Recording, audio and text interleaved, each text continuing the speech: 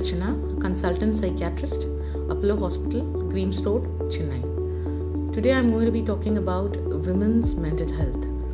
There are a lot of issues which today's women come to us for.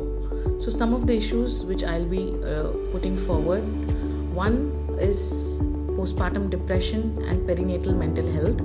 So here we see that during pregnancy, physiologically there are a lot of hormonal changes which a woman undergoes, following which there are a lot of behavioral and emotional changes which also happens.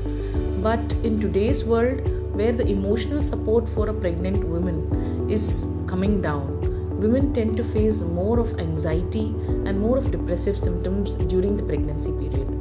So it is important that we address their emotional concerns during pregnancy and postpartum so that we give them the emotional padding required and prevent them from developing anxiety or depression either during pregnancy or after birth.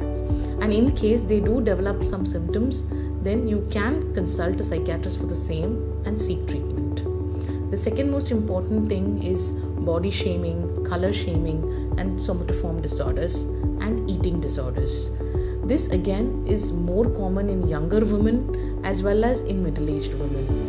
It is more about the societal pressure of looking a certain way or being of a certain size, which has been ingrained into them from the time they are very small, and now even after marriage or even after having a kid, the societal pressure to look a certain way, to not look like a married woman or to not look like a mother of 2 children, has put so much of immense pressure on the women that they tend to starve themselves to look a certain way, or they go through a lot of emotional stress, anxiety and depressive symptoms because they are unable to look after themselves, or they are unable to work so much so as to keep or maintain their body in a particular way.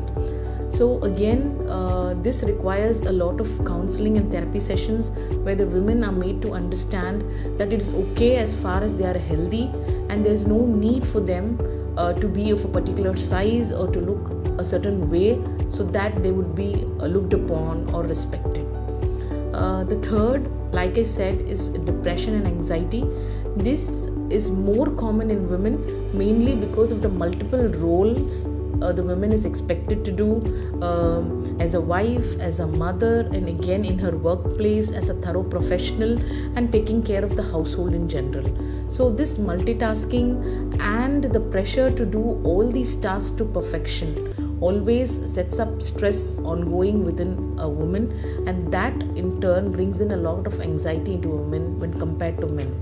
Again, expectation from the family, from the society and from the workplace, and wherein she has to fulfill all these expectations which are quite high, and if she is unable to do it, again there are depressive symptoms which makes her feel that she is unworthy or she is worthless, she is unable to perform up to the mark, and all these push her into depression. So anyone suffering from these kind of depressive or anxiety symptoms need to be taken to a psychiatrist where they will be assessed whether she requires treatment or it is only some amount of emotional familial support which is more than enough for her to come out of it. Finally, we're talking about postmenopausal syndrome.